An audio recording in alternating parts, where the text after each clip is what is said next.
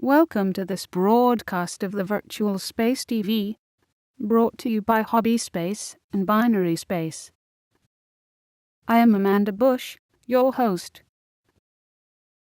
Please note that this show is experimental and was generated automatically by software without human interaction. The launch on Wednesday, August the 24th, of a Russian Progress vehicle carrying supplies to the International Space Station failed because its third-stage engines for some unknown reason shut down too early. This sent the Progress module crashing into Siberia. The failure does not cause an emergency for the station, where a crew of 6 is currently working. There are sufficient supplies to maintain the station for several months. However, plans to send a new crew of 3 to the station in September will be postponed since the Soyuz crew delivery rocket uses essentially the same type of third stage that failed on the Progress rocket. 2 more Progress cargo flights were also planned for this year. Previous problems with Russian rocket systems have been solved in relatively short times, so there is optimism that this too will be solved, and launches will resume without a long delay. If the delay is longer this time, there are some alternatives for cargo. The European ATV cargo system, for example, is scheduled to make a delivery in February next year. A SpaceX Falcon 9 Dragon system is also set to make its first test flight to the station coming December. It now may carry some cargo. If this test goes well, regular flights would begin in early 2012. An Orbital Sciences cargo delivery system is also set to start operating in 2012.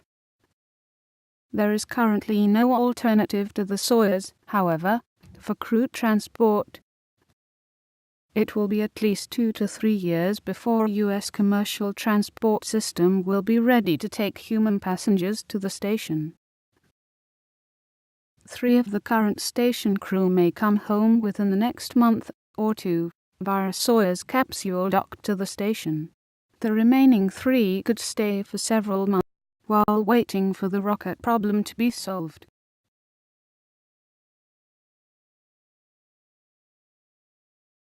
One of the teams pursuing the NASA Commercial Crew Launch Services contract is Sierra Nevada Corporation, or SNC.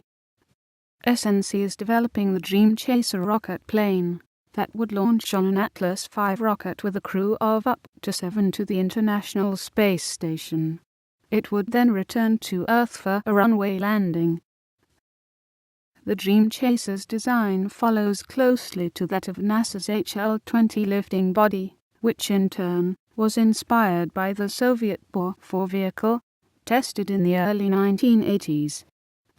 It will have 2 hybrid rocket motors similar to those that powered the scaled composite Spaceship One vehicle when it won the X Prize in 2004. The rockets allow the Dream Chaser to have safe abort options all the way from liftoff to orbit. SNC will carry out high-altitude drop tests of the Dream Chaser in 2012. The company believes the Dream Chaser could be ready for crew transportation by 2014 with sufficient funding.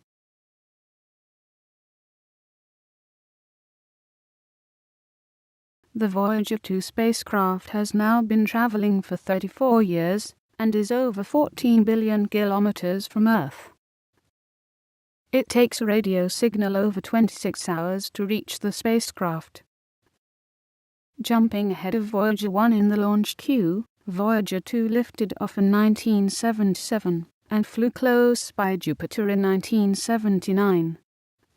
During its brief encounter with the gas giant, the spacecraft made a number of discoveries, including 3 previously unknown moons and volcanism on the moon Io. Like a marble hitting a non-rushing bowling ball, Voyager 2 was able to gain enough energy from its flyby of Jupiter to obtain escape velocity from the solar system.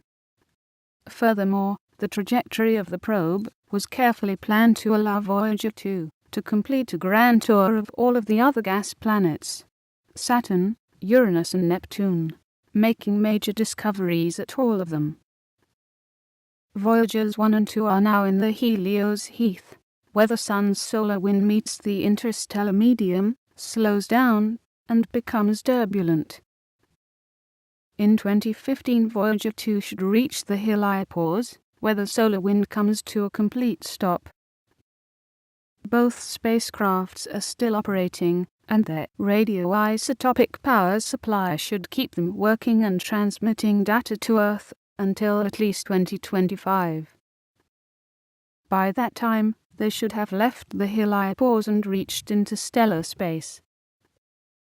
Bon voyage to Voyager 1 and 2. I would be pleased if you attend again the next time, around mid-September. Bye.